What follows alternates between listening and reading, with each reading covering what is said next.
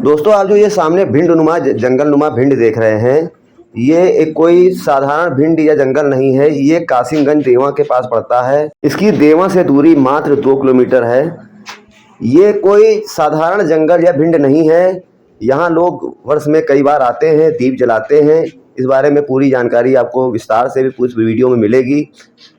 ये कोई भिंड नहीं, ये एक खंडहर है, जो किले का खंडहर है। जानकारों की माने तो 1850 में जो किला अंग्रेजों द्वारा ध्वस्त किया गया था, उसका खंडहर। इसमें आज भी मिट्टी के बर्तन और किले का मलबा, ईंटें आदि मिलती हैं।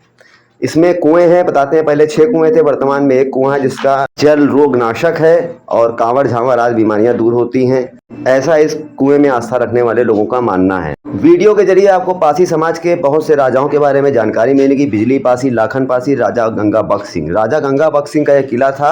ये उनकी पटना देवा से 8 किलोमीटर दूर देवकलिया गांव में नकरसेन मंदिर में स्थित है। इस वीडियो में पासी समाज पर अंग्रेजों द्वारा किए गए अत्याचार की भी आपको दास्तान मिलेगी और कैसे बाबा भीमराव अम्बेडकर ने उससे मुक्ति दिलाई, ये भी जानेंगे आप। नमस्कार आप सभी को।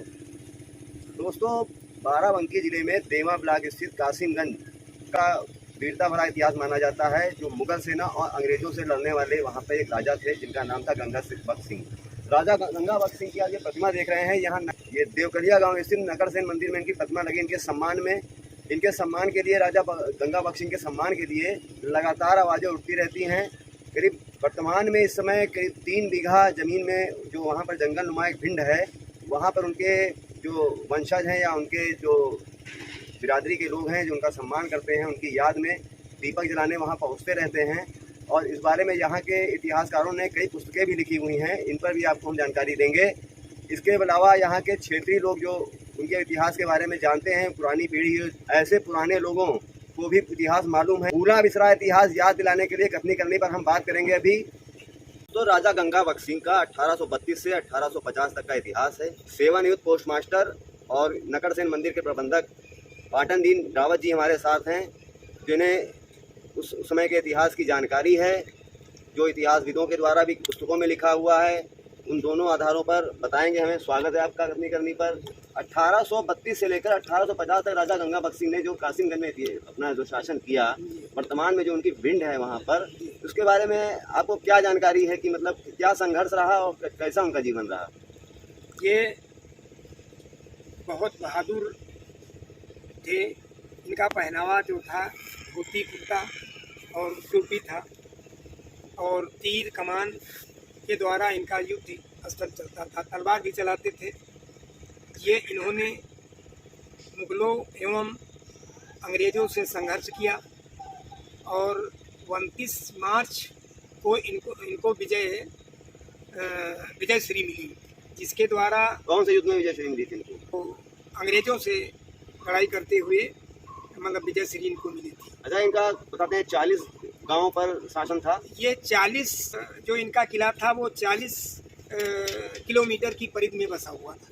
राज्य जो था, राज्य 40 किलोमीटर परिधि में बसा हुआ था। और इनका अब से देवा के आसपास का क्षेत्र आता था। हाँ, देवा है, यहाँ भी है, दोगलिया भी आता था। इनका जो जीर्ण अवस्था किला वो कम से कम 3-4 बीघे का रह गया होगा। पास पड़ोस के लोगों ने उसको जोत लिया है और वहाँ पर कोई लिखा पढ़ी नहीं दिखाई दे रही है।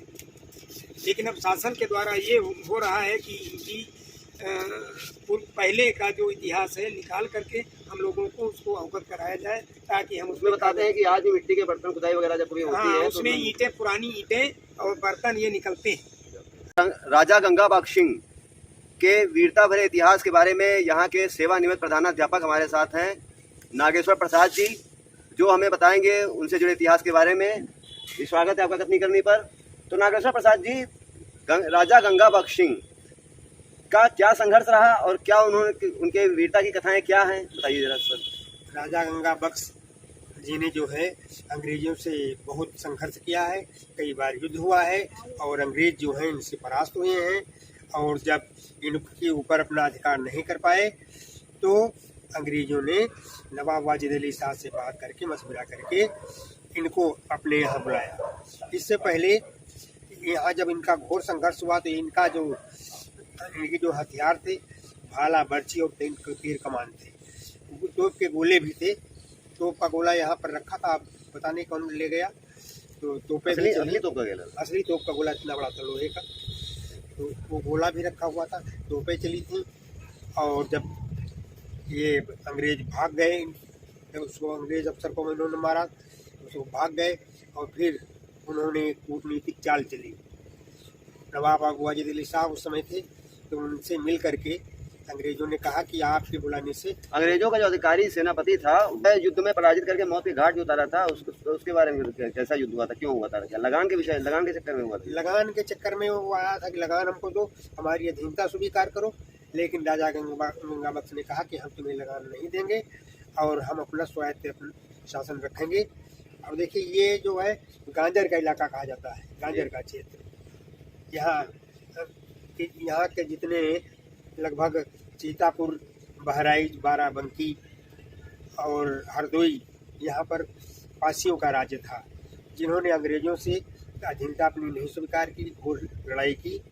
और इसी परिप्रेक्ष्य में ये राजा गंगा बख्श रावत और उन्नाव के राजा सातन पासी पट्टी वाले, बिरिया के राजा हेर सिंह बीर सिंह, इन लोगों ने घोर युद्ध किया इनसे।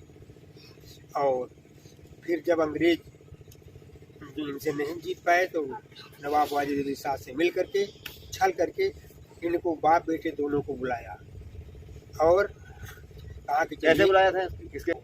वसी अली खां जो था, वसी अली खां, वसी अली खां, उसके माध्यम से बुलाया। वो आया इनके पास, कहा चलिए आपको वाजिद अली शाह ने बुलाया है, नवाब साहब ने बुलाया है, आप चलिए, अंग्रेज जो है उनसे और आपसे वार्ता कराना चाहते हैं। तो गंगा बख्श रावत ने कहा कि भाई हमको विश्वास नहीं है अंग्रेजों से, वो हमारे साथ कुछ भी छल कर सकते हैं। तो उसने कुरान की कसम खाई, कहा कि हमारे साथ चलिए और आपके साथ कुछ भी वहाँ छल नहीं होगा। तो उनके विश्वास दिलाने पर, कुरान की कसम की खाने पर, ये उनके साथ राजा गंगा बख्श और उनके पुत्र जो थे रणजीत सिंह, ये दोनों लोग गए वहाँ और समझौते के लिए जब बैठे तो इनके साथ छल किया गया, इनको कैद कर लिया गया। कैद करने के बाद इनको जेल में फांसी दे दी गई, ऐसा कुछ लोग कहते हैं। और फिर उनके सर को काट करके नाले में फेंक दिया गया, जिससे वो सरकटा नाला के नाम से आज भी लखनऊ में प्रसिद्ध है। फांसी दी पहले, उसके बाद उनके सर को काट करके नाले में फेंक दिया। ये इनका इतिहास है। इनके किले के पास कई कुएं थे, जिनमें से 6 कुएं वर्तमान में भी मौजूद थे। यहाँ की भूमि पर किसानों ने उनके किले को, जब कोई देख रेख करने वाला नहीं रहा, तो उसके ऊपर अतिक्रमण करके अपना कब्जा कर लिया। अब थोड़ा सा इनका किला 3 बीघा में भी बचा है, शेष उसका जो भिंड नुमा है वो बचा हुआ है बस। और उसमें बताते हैं कि कुछ दीपक जलाने और पूजा करने लोग जिनकी पुण्यतिथि और जयंती पर आस-पास जाते हैं। इनके जन्म दिवस पर, शहीद दिवस पर, पुण्यतिथि पर वही लोग जाते हैं। पारसी समाज के तमाम लोग जाते हैं, वहाँ पर दीपक जलाते हैं, सभा करते हैं। जिले में राजा गंगा बख्श सिंह की कितनी पहचान की, मतलब जैसे ऐसी कौन सी जगह हैं जहाँ पर उनकी जो यादें जुड़ी हैं, जहाँ ऐसी कोई प्रमाण मिलते हैं कहीं? अब राजा किला हो गया ये कासिमगंज वाला, हाँ, कासिमगंज का, और एक किला गढ़ी, देव माते और गढ़ी।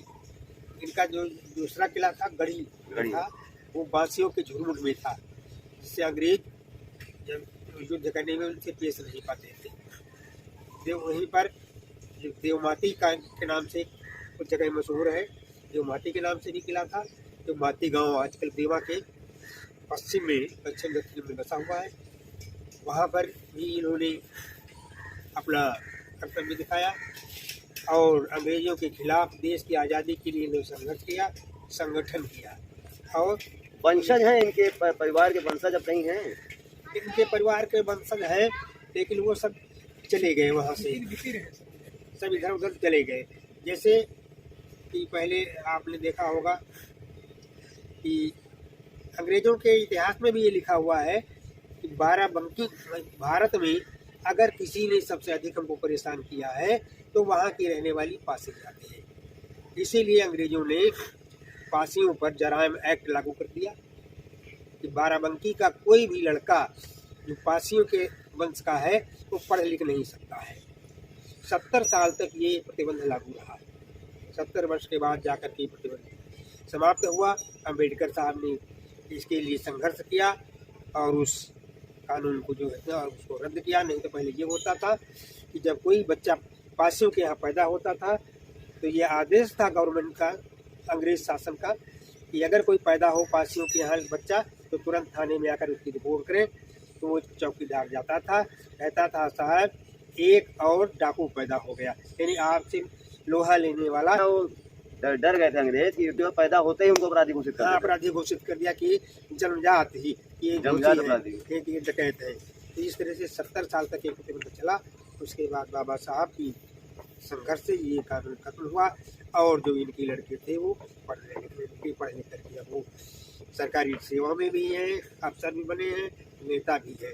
और नहीं तो पहले ये पढ़ लिख कुछ नहीं पाते थे, इसलिए ये पासी समाज इस 70 साल में बहुत पीछे चला गया। ये अपने को राजवंशी कहते हैं, किले के राजा थे, जैसे हरदोई में हरदोई के राजा, बिरिया के राजा और उन्नाव के राजा, और यहाँ के लखनऊ के बिजली पासी और लखनऊ के ही राजा लाखन पासी, ये सब लोग अंग्रेजों से युद्ध करते रहे। काफ़ी समय तक युद्ध इनसे चला है। तो आपने राजा गंगा बख्श सिंह के साथ साथ देखा कि पासी समाज का क्या इतिहास रहा, संघर्ष रहा, कैसे अंग्रेजों से उन्होंने लोहा लिया और उनके कई राजाओं ने लगातार अंग्रेजों को परेशान करने के साथ साथ उनको खदेड़ने का काम किया।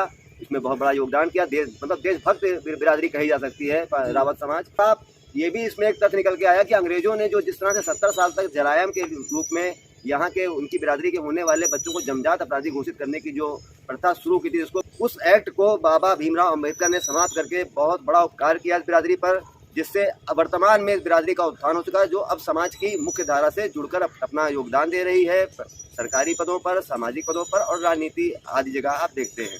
इसी के साथ धन्यवाद आपका। नमस्कार।